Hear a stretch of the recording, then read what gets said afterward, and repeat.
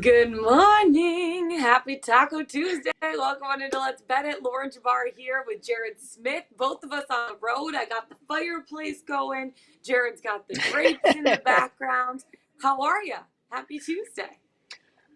Oh, it is a very happy Tuesday for yourself. Tremendous job Yeah, last it is. night across the board with the Let's Bet It crew. I should take more days off because it was a clean sweep for the plays of the day yesterday. And we can get into that in a moment and what it just means for the home run derby and the future of Juan Soto. But it was an early morning here in Las Vegas. I'm at the Venetian this week, taking care of some business. And yeah, it was a very, very early morning, but the weather, I don't know what you're dealing with out there on the West Coast in California, but the weather here is toasty. It is toasty in Las Vegas today, but hopefully our picks are still hot today. That's the goal, right? Of course the picks are going to be red hot, especially after yesterday. I'm just going to Woo! toot my own horn for a second. My play of the day Dessert toot away. was Juan Soto to win the home run derby at plus 650. And guess who hit that? That has to be better than I the can't believe you made Trayvon that your Diggs play over of a the half day. interception. That has to be better than the Trayvon Diggs over a half interception. It has to be, right? It It beats is it. better. It is because it's better odds. So yesterday again, Pickswise, this is what we do. All three of your stars play of the day, 3 stars on Let's Bet It hit, and also our buddy Caleb Wolfinger, who also liked Juan Soto last night. That was a best bet on the site itself. So whether you're on Pickswise.com or whether you're on our YouTube channel or if you're watching on Twitch or the other various podcasting ways to listen to us, you're getting solid information and solid content and Yeah. some winners. So congratulations to you, and your lead Thank in our you. play of the day standings grew exponentially last night. It grew Much to my exponentially chagrin. by 6.5 units. Let's just say Exponential. that. By 6.5 units. By 6.5 units. It was a good night for you. It was a really good. Okay, let's get right into it. So obviously we're gonna have Sean Green on to talk to us about the All-Star game going on Yes. tonight. Then we have Diane Knox Balas to talk PGA with us because we're not gonna have a show tomorrow. There's not much going on Nope. in the sports world tomorrow, but then we'll be back Thursday. But we have to have Diane on to get her picks in before obviously the tournament starts this weekend. But first, Jared, we have home run derby reactions because you look at so I had Soto, Alonso, and Schwarber to win the first round. I hit 2 of the 3, obviously. Schwarber didn't perform as well as we thought that he would, but great job, Albert Pujols, being able to make it past the first round. Corey Seager, I was expecting a little bit more out of him. Obviously, didn't hit that. One 500-plus foot home run to be hit at plus 220. What was the longest home run? I don't know. I didn't check that market. Did you bet that? I honestly did Yeah, not I check did that bet it. market. Yeah. I'm Did it pretty hit? sure an over 500. I'm pretty sure an over 500 was hit. I Okay. didn't check this morning, but Justin helped me out with that one. So I just look at Julio Rodriguez though, and this dude kind of set the tone for the whole derby. He Yeah. came out and hit 25 home runs as the first batter in the entire home run derby for the whole I think it was thing. over 30.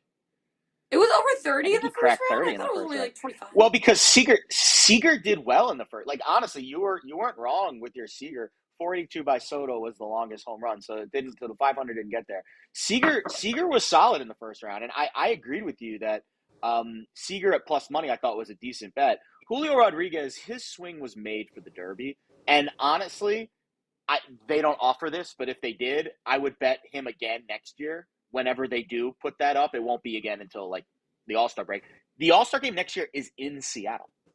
So Julio Rodriguez will be back at the Derby. He will be, mark this down, it's July 19th for next year when we're doing the show together. I will likely be betting on Julio Rodriguez to win the Home Run Derby next year. Because you're right, he did show Mark that that now. explosion. 7:06 a.m. Mark Pacific it down. time. On what's I don't know. My phone just says July the 91% 19th. charged. So I don't July, even know what the date is. it's July 19th. Okay, Another thank you. thing, I think Alonso and Schwarber were both they weren't co-favorites, but Alonso was the favorite and Schwarber was the second favorite. They were pretty close to the top of the market together. Very disappointing.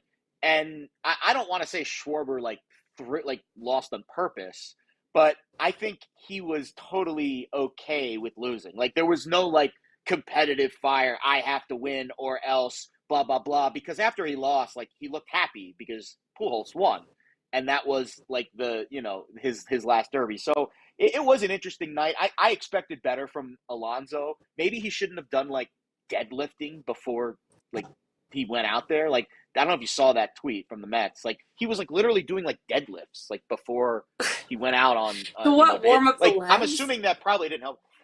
I don't know like that. Maybe stick away from like the power lifting before you go do a home run derby, bro. Like I know you're like 250 pounds and you're like solid muscle, but maybe save some of that energy for the derby. I don't know. I don't know his body as well as he does, but I thought that was a little bit strange.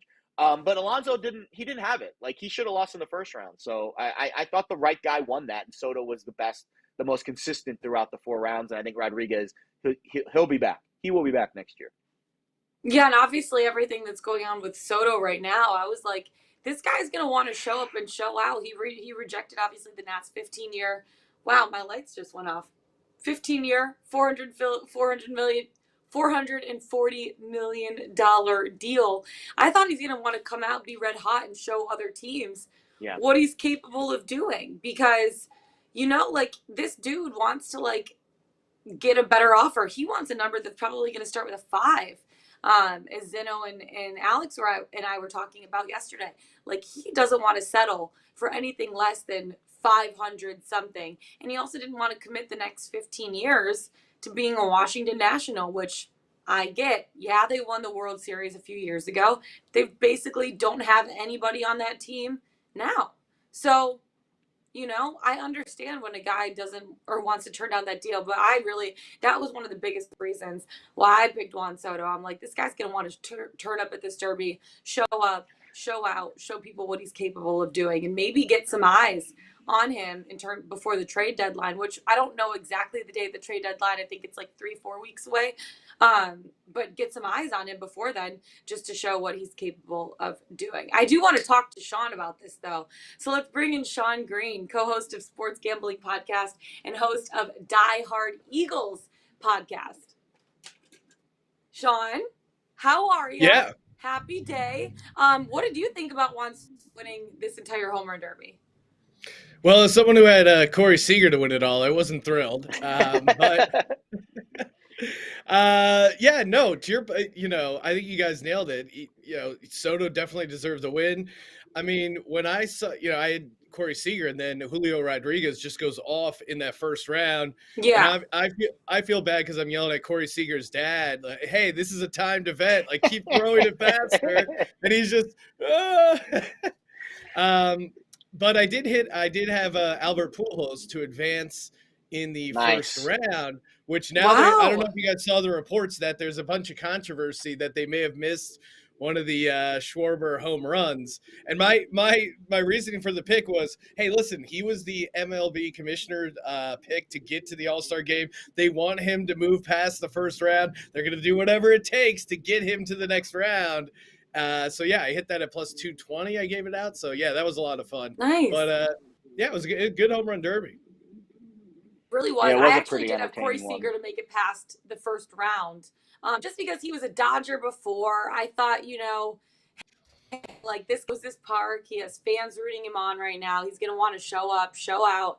Obviously, that didn't happen for us. I was not on Pujols because I was like, dude, I'm so sorry. You would have been my bet in 2009. He's in this thing because he has the legend status. He's still one of the greatest players of all time. But, like, dude is 42 years old. Like, I'm not 42. I don't know what it's like. Do you have a walker and a cane at 42 years old? I don't know. Not if you're Albert Pujols. But he showed that he was capable of doing it at a ripe old age of 42 years old. So good for him. And did you see, like, his whole crew just cheering him on after he made it past that first round? It was, like, warmed my heart a little bit, didn't it? It was great. Oh, yeah, and that was, again, that's why I thought he would advance past the first round, because they wanted to give him this storybook ending. He's not going to – they physically can't get him to win the whole thing. What's the next best thing? At least get him past that first round. Why not? Yeah, Schwarber didn't look that upset. Honestly, he didn't look that upset after he lost. Like, it was almost like I get to tell people that I lost to Albert Pujols in his last home run Yeah. derby. So Well, you don't that want to was be the definitely a asshole that lot to knocks love. out Albert Pujols. You don't want to be the guy, that guy. You know what I mean? Oh yeah, It's they're all true. like You do not fanning want to him. be that Oh guy. my God, he got 3 home runs in the bonus time. You're the GOAT. It was great. Oh man. Unbelievable. Sean, I'll Well, be you honest. want to be. This is a full circle moment for me. This is a full circle moment for me, bud. I tweeted it out before the show, but 5 years ago, I was at the Venetian Hotel for week 1 of the NFL season, and I remember on the plane listening to your podcast, getting ready to lock in my bets before week 1 of the 2017 season. And now here I am again at the Venetian Hotel doing a show with you. Isn't funny how life comes full circle? 5 years later. Baseball is a little bit of a different handicap, though, especially the All-Star game, than NFL Week 1. When you think of an All-Star game and you look at this particular All-Star game, what are some tips? What are some vibes for betting an All-Star game that make it a little different than your average Major League Baseball game? Well, yeah, I mean, I think it's especially tough with MLB. Some of the other, like NBA, I mean, and if you're betting the Pro Bowl, 1-800-GAMBLER. But the MLB is a little tougher in particular because normally with these All-Star games and stuff, you can lean into the idea of like, okay, hey, the young guys really care about this. This is their big moment. The old vets are there just to kind of hang out, go out, grab some beers the night before, look to fade those guys. It's not as easy in the MLB All-Star game, but I mean the AL is on an insane run. I think they've won 20 out of the last 24, 8 in a row. Yeah, it's They've crazy. even won. Yeah, they've even won in these NL parks, and Clayton Kershaw, starting pitcher for the NL team. Last couple innings in the All-Star games, I think he's had 2 innings pitched, 1 in each past years, 3 earned runs. So even there, just like getting them off to a hot start, you could Ohtani and Judge on the same baseball team, and you're getting almost even money. I'm all over the AL. I just don't really see the case for the NL right now. I'm right there with you, actually. And those are my 2 bets tonight. Well, I bet the AL money line at this point at -106. I know you got it a little bit better of a price. I was debating on the run line at +168 for the AL at this point. I don't mind it at all. Here's the thing for me is both teams have some significant injury replacements right now. For me, the NL is just a little bit more hampered. No Corbin Burns, no Max Fried, no Carlos Rodon, which are 3 of the best pitchers in the National League right now. So for me, it gives a slight edge when it comes to the AL starters. Like Shane McClanahan is obviously Shane McClanahan. Nothing more needs to be said. Alek Manoah, obviously Ohtani. And AL just has a little bit more star power to me. I did look at the scores over the last 8 years where the AL has won 8 years in a row. They've won by at least 2 runs 6 times over those 8 years. Would you sprinkle maybe the run line a little bit too at plus money, or are we sticking with the money line? Yeah, let's go. You talk me into it. +170 for an All-Star game all day. Yeah. Let's do it. I love it. When it comes to like what you've seen the first half of the Major League Baseball season, obviously this is the middle of the season. Heading into the second half, like, do you learn things from the first half that you kind of put into the second half, or is it just, you go game by game, pitcher by pitcher, depending on who's playing, who's not playing kind of thing? Yeah, I mean, when you're actually picking the games, I do think you have to try and like isolate the situation. To your point, I mean, the Pirates won 4 in a row, so you have to kind of look like anything can happen in 162 games. There's going to be some variance for you and against you in these handicaps. As far as like big picture takeaways, again, I'm going to sound like a homer, but how about these Phillies since Rob Thompson became their manager? 27-14. I thought it was just like a June outlier thing, but then they look really good in July, and they're getting priced, especially in these games, like they're still the crappy team that they were in May and April. And I don't think the market's really caught up to them, which is weird because, a Philly market in general is usually a pretty like public team. So, teams like that have just been kind of mispriced early on and waiting for the market to catch up to them.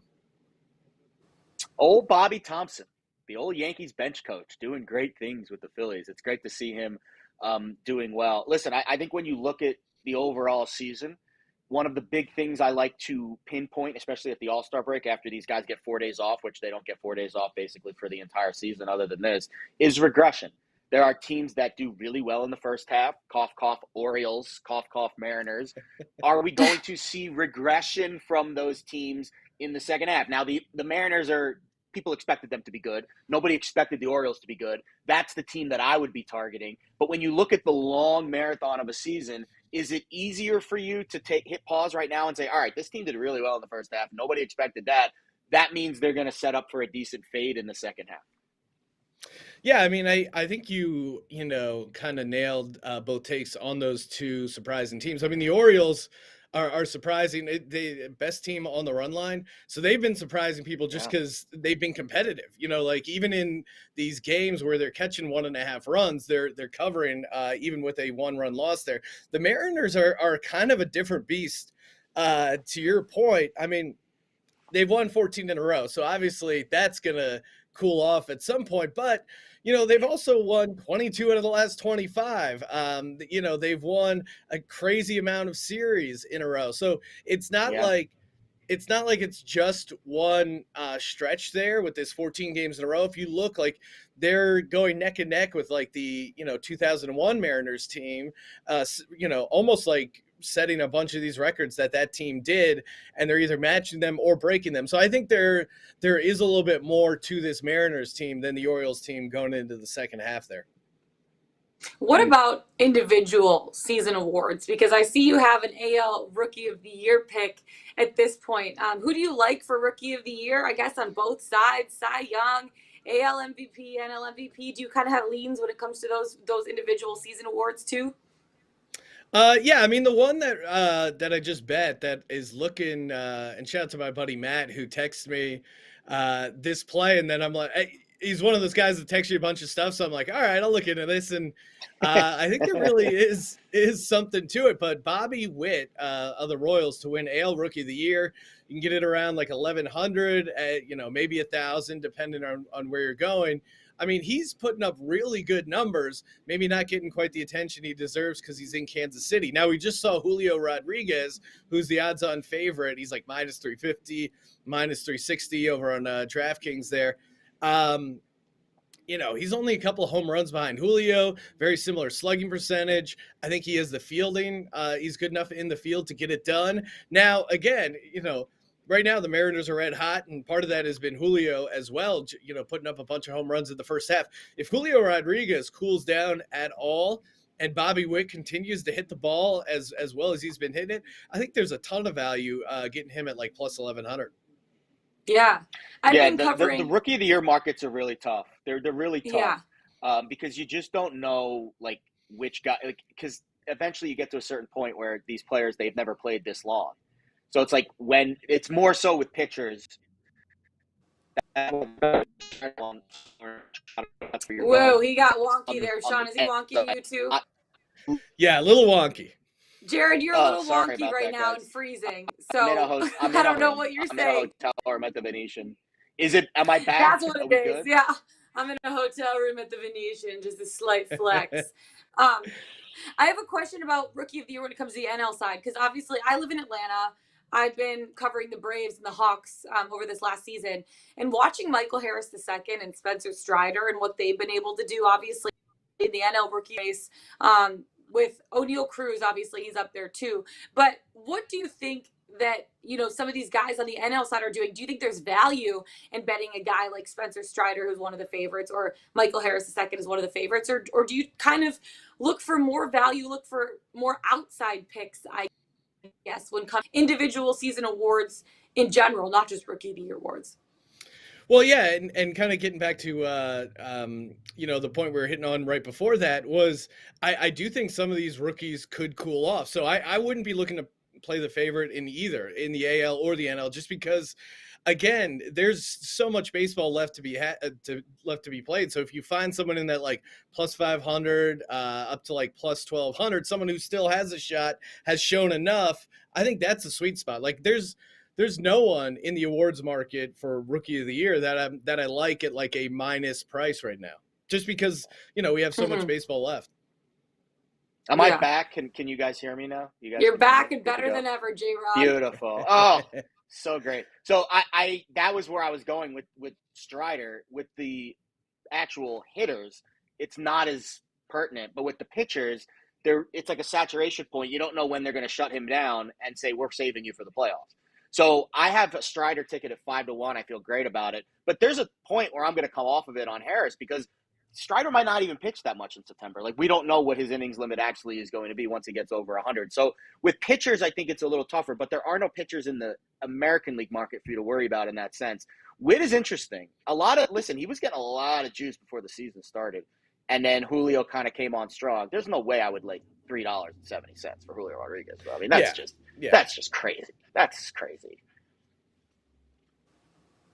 No, I totally agree with you. Okay, I want to talk one more thing about the All-Star game because obviously, yes, run first inning, no run first inning, Sean, has become one of the biggest things that people are betting right now. You get in, you get out, you win your money, Love you the lose your Nerfy. money, Nerfies and Yerfies. How do we feel? Is this too juicy for you to lay 38 cents on the Nerfy for the All-Star game today? Clayton Kershaw going up against Shane McClanahan in that first inning. How do we feel about the Nerfy? I would go the opposite. I would go Yerfy, just because I'm fading Kershaw as a pitcher. I think he's going to give up a run. That's my take on it. Hot take alert. I'm taking the plus odds on Kershaw giving up a run. You know, even Kershaw, he's clearly in his head for the All-Star game. They asked him about being the starter. He was even saying, some of the other guys have better numbers. I just hope I don't blow it for the team. And he's already given up a run in his mind, Sean. I know, right? If a pitcher's worried about that going into a start, I'm fading him all day. So I normally like riding the Nerfy, but it's an All-Star game. Give me the Yerfy. I like it. I've got some stats to back this up. Ready? Here you go. So the Nerfy has hit in 2 straight, but over the last 10 All-Star games, it's 5-5. So there's really no extreme value. Exactly. And what have we learned with these bets all year, Lauren? They are coin flip. So you're going to give me plus money on what's a coin flip? Take it all day, baby. Mm-hmm. How did you bet the home run derby yesterday, Sean? Yeah, so like I had Seager to win it all, which, again, he had a great first round, 24. Tremendous first round. Besides those 2 Julio rounds, would have been the best round. So that was kind of annoying. And then I did have Pujols to get by just in that first round.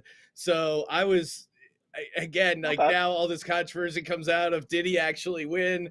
We don't need to discuss that. MLB clearly wanted him to win.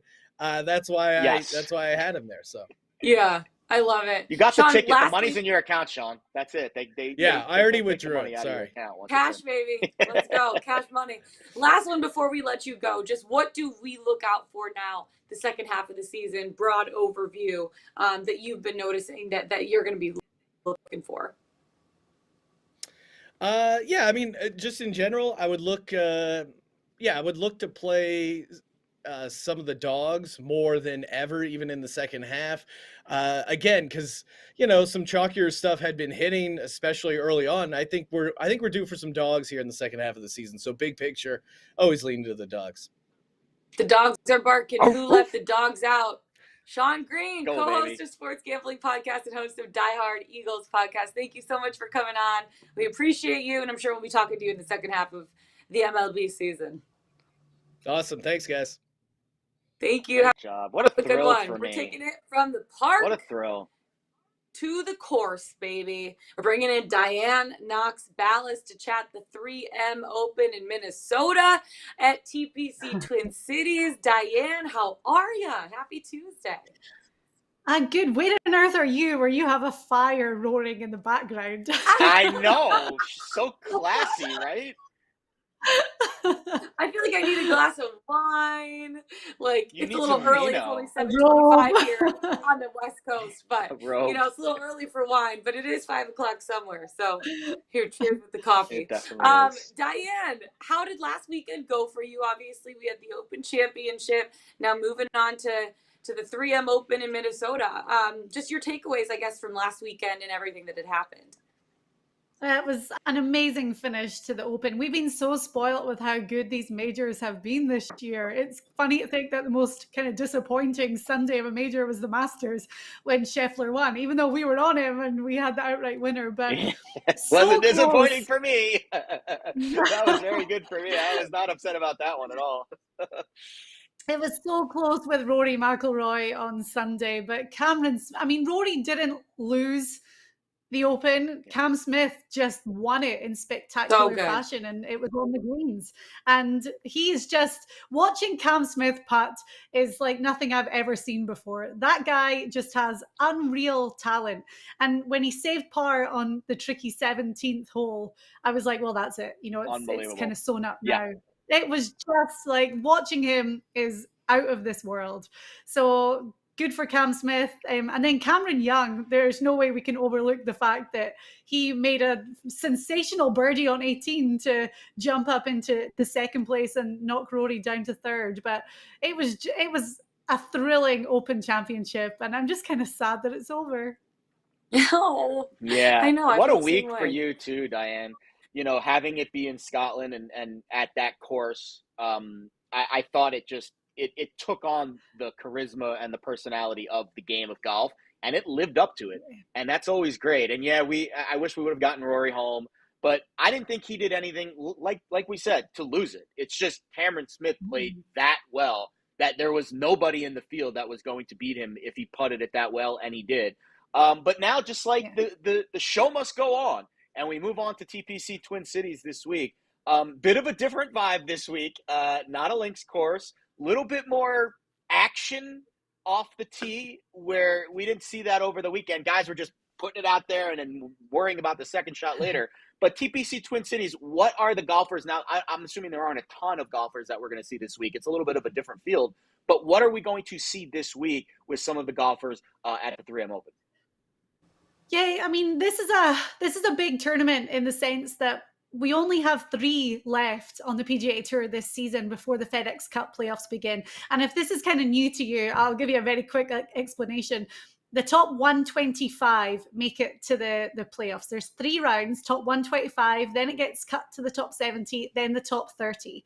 Now, obviously, you know, you want to make it to the playoffs and be in the 125, but the 125 full status on the PGA Tour for the following season. And the guys that finish 125 to 150 have some status, but not a full card of playing privileges. So getting in that 125 is huge. And that's going to be on a lot of guys' minds right now. That's why we have some guys like Sahith Theegala, who's in an amazing position anyway. But, you know, he just is coming over from the Open Championship to play again this week. The other thing about this event is this is the 4th iteration of the 3M Open, and the 3 champions have all been long shots at the start of the week. They've all been over 100 to 1. Cameron Champ is defending champion. He was 125 to 1 last year. So that was really interesting too, that it really is quite open. The thing, we've got Matt Wolff as a former champ, Cameron Champ. Driving distance is big around here. Yeah, we're back to Parkland style golf where we don't have the kind of wide sprawling fairways that we saw in Scotland the last 2 weeks. But distance is a real advantage around here.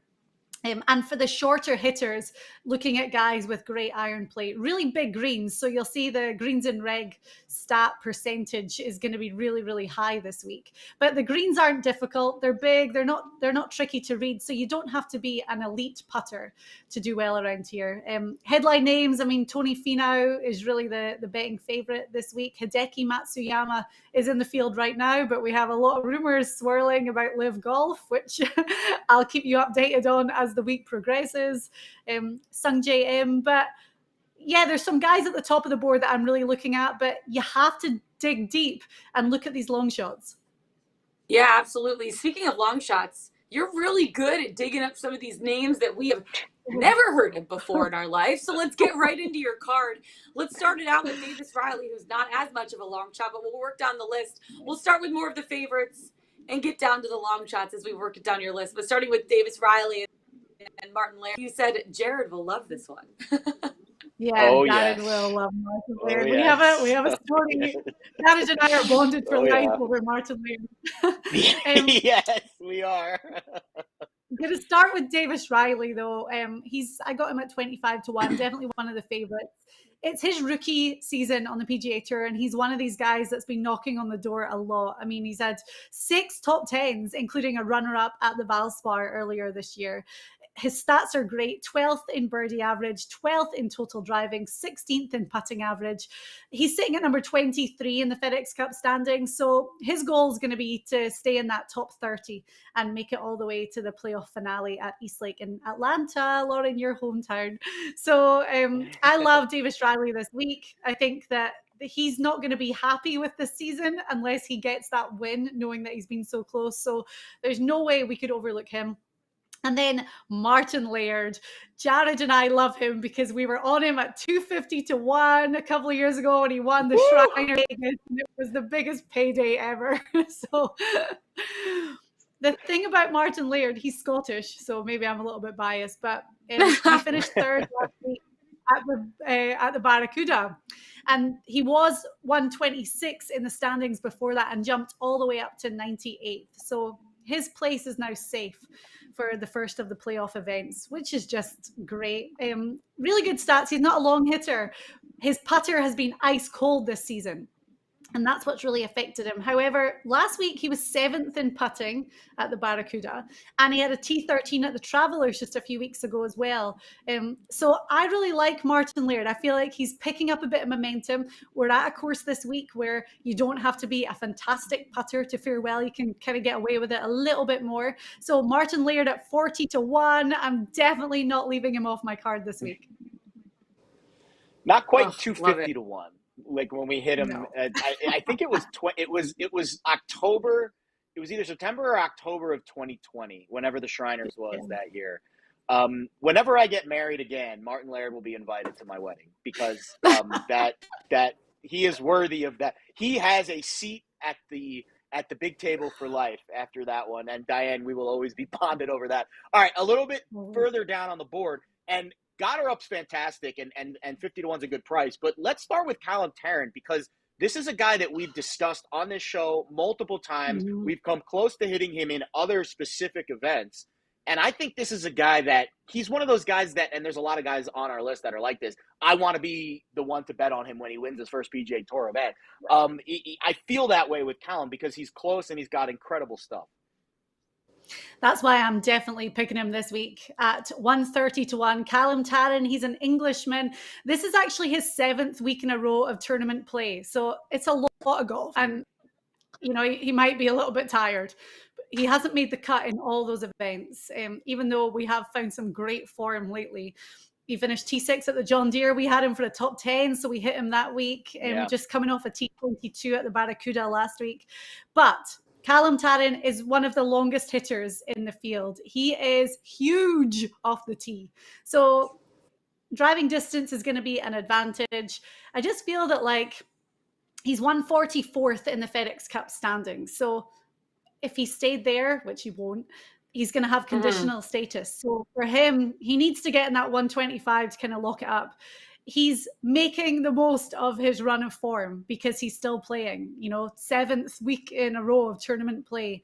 So he knows that he's close. He knows that, he's obviously playing well and has that momentum. So there's no way I was leaving him off at 130-1 this week. Yeah, absolutely. What about Chris? Am I saying this name right? Gotterup. I'm so bad at some of these names. And then also Jason Day.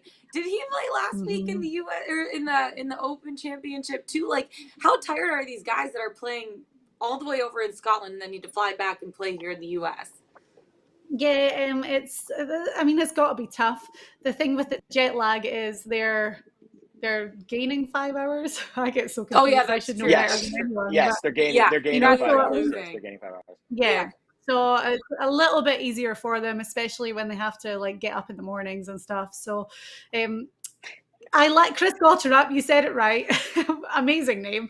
But 50-1 is interesting. That Gotterup. you would expect him to be higher odds than that, but it just shows that he's on a lot of people's radar. When Matt Wolff won the 3M Open a couple of years ago, it was only his 4th PGA Tour start. This has got her up 7th start, but kind of fits that mold. He really, when you look at his game is very similar to Cameron Champs, who prevailed here last year. And he doesn't have season-long stats, but at the John Deere, he finished T4. He was 2nd tee to green, 2nd in approach, 3rd in driving distance. So that shows you kind of where we're looking this week, and we know that's going to be an advantage. But Chris is on a lot of people's radars right now for being a rookie with so few starts. So 50 to 1, yeah, okay, not a mega long shot, but I'm definitely looking at him. Jason Day, really interesting story, 55 to 1. He's sitting at 122 in the FedEx Cup standings. So Jason Day is another one of these guys that something has to happen for him to lock up his place. And I mean, former world number 1, you look at the strength of field this week, and even though Day's been plagued by injury for a long time, this is really a week where he'd have to do something. And then Ricky Fowler, we have to mention him too. Can you believe he's 1-9 in the standings right now? So that's it's crazy. Desperate. Yeah, it's we're at a really important part of the season, and things are getting desperate for Fowler to make a move. Yeah, that's what you I have really to like finish the top strategy 10 tonight, this weekend. Yeah. What were you saying, Jared? I really like the strategy, Diane, of targeting guys that are on the cut line of 125. I think, and I wouldn't necessarily bet them all outright, but I think targeting guys that are in that plane to finish in the top 20 or in the top 40, I think is a very good strategy. Now, again, you don't blanket bet all of them. You have to handicap it, and that's what you did with Ricky. But I think that is a very, very good strategy over the next couple weeks as we wind down. You know, you got Rocket Mortgage, another tournament that, you know, can be had by a golfer that isn't a big name because of the setup of the course. And I just think overall that's a really good strategy. But one guy that is a big name, or at least he's becoming a big name, and this is a guy that I've got my eye very close on, is Shahith Theegala. This guy is fantastic. Yeah. He was tremendous at the Open over the weekend, and this is a very good price on him to finish in the top 5. He might not be polished enough to win on the PGA Tour just yet because he's very young, but I could certainly see him playing well this week. I got Theegala top 5 at plus 550. A few things I love about him. Yeah. He's big off the tee, huge hitter, and he knows how to make birdies. In one of these tournaments where it's a bit of a birdie fest, I would definitely pick him to be in the mix. That plays to the strength of his game for sure. But he's coming back from Scotland after playing in the Open. But he's young. he can bounce back from that time difference. Okay. No problem at all. He'll be fine. But 2 top 5s in his last 5 starts. He almost won the Travelers. He almost won the Waste Management back in February. So Shahith Theegala, again, definitely going to be a favorite this week and one that a lot of guys are looking at. But I like what you said there. Is he polished enough to win? And what we've seen this year, you kind of think he's thrown away a couple of golden opportunities. But he's still done enough to be there or thereabouts. So I really like him for a top 5. Yeah, I know. That's awesome. Okay, you mentioned Fowler, obviously. You have him on your card to finish top 10. You think that's a little bit of a motivation that he is so far down in the FedEx standings at this point? I mean, it's a heart pick for sure, me putting him as a top 10. But I thought, well, hey, a wee bit of money on him. As I said, he's 129th. We're talking Ricky Fowler, who is wild. A lot of people say he maybe hasn't lived up to the hype throughout his career. You know, he won the Players, but Ricky Fowler at 129, it has to sting. And we've seen Ricky miss majors, which, you know, he missed the US Open this year. Obviously wasn't playing in the Open. We went all the way to Scotland and didn't get a place in the field. So it's a weird one, but at 129, he has to do something. So a top 10 at plus 550, you know, a wee bit of money. And then I'll mention one other prop bet. Adam Hadwin the odds on this are really short, but top 10 at plus 190. But Hadwin has been playing really well. T7 at the US Open. He finished 4th at this tournament in 2019 and 6th last year. So he's coming back rested, hasn't played for a little while now, to a course that he feels comfortable on. So Adam Hadwin, great season, good past performance around here. I like him for a top 10 at plus 190. Diane, we so appreciate your time. We so have insight. We'll see you again this weekend, I'm sure, to talk more about the 3M Open in Minnesota. But thank you so much for coming on and giving us some fingers crossed winners this weekend. We'll see what happens. Yeah, that would be nice. That would be great. Thank you, guys. Enjoy Just like the week. little kid with Rory. Remember the little kid that was behind Rory doing, and he was doing when the camera pans back. Well, I'll show you. Like he was right behind Rory, crossed fingers during a tee shot. It was the cutest thing ever. Awesome. He must have been like 10 years old. That's like my inner child every time I place a bet. Like, just like, please bet hit, please hit. I love it. I absolutely love it. Okay, before we get into the Pickswise 3-star play of the day, I just want to give one more that I didn't give out. Sure. When Sean was on. So one of my best bets, it's not the one, my best bet of the day, whatever, that we're going to tweet out on Pickswise. But I like the first 5 under 4.5. And I know it's a little bit juicy, laying 44 cents for it. And I know that Sean is Kershaw, but he is starting the game for the National League. We know who Clayton Kershaw is. We know what he's capable of doing. And the AL obviously starting Shane McClanahan. Kershaw has been there before. There's no one more comfy on the mound at Dodger Stadium than Clayton Kershaw is. And he has a 2.38 expected ERA, 218 opponent expected batting average. Brian Snitker is probably passing the ball after that to Sandy Alcantara, which we all know how good he's been this season, right? Then you look at the other side, McClanahan maybe been the best pitcher in Major League Baseball this season. Expected ERA, 2.26, 195 opponent expected batting average, and he strikes out 12 batters per 9 innings pitched. Those two guys are going to really set the tone. After that, it's probably going to be Dusty Baker going with Ohtani, or Dusty Baker's going with Ohtani, Alek Manoah after that. So I look at some of these pitchers that are going to be pitching through the first 3, 4, 5-ish innings, and 4.5 seems like I like it. Yesterday I was looking and it was set at 4. I like getting the extra hook there. I know it's a little bit juicier than it was yesterday, laying 44 cents for it, but I like the first 5 innings under 4.5, just with the amount of talent that is going to be on the bump for both sides. They're going to set the tone for the under, at least for the first 5 innings. I don't know what's going to happen after that, but I like betting the under 4.5 first 5 innings at minus 144. Okay, let's take it to the website, Jared. Pickswise.com. 3-star play of the day. Who we got?